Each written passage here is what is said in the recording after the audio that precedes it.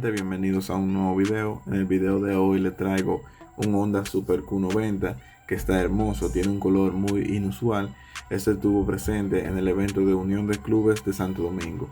Fue uno de los motores que más llamó la atención, con sus pocas modificaciones que tiene.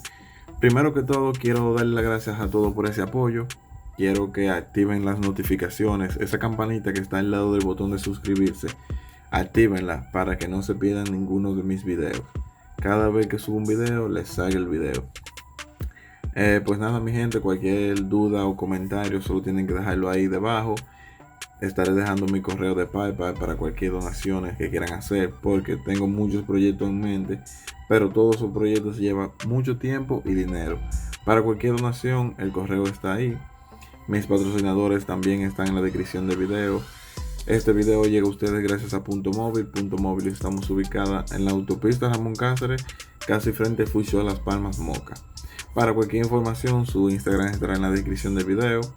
Estaremos trayendo nuevos sorteos. Voy a poner unos cuantos saludos en este video. Si tú quieres ser saludado, recuerda comentar ahí debajo y compartir mi video con tus amigos. Si no compartes los videos, no estarás siendo saludado.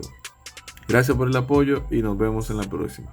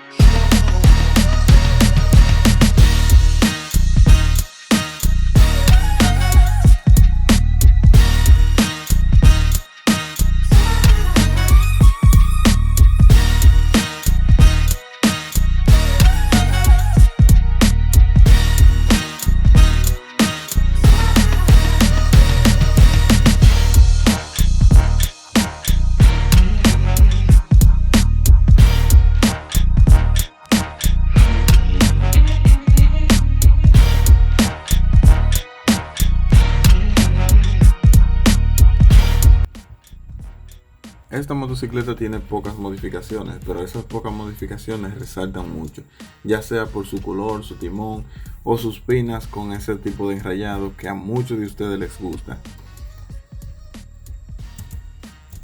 Es un proyecto que está bastante delicado, bastante limpio, muchas piezas niqueladas, muchas cosas que resaltan, que esto es lo que llama la atención en un proyecto. En el video les voy a dejar, ustedes me van a decir del 1 al 10 qué tanto les gusta este motor con sus pocas modificaciones que tiene.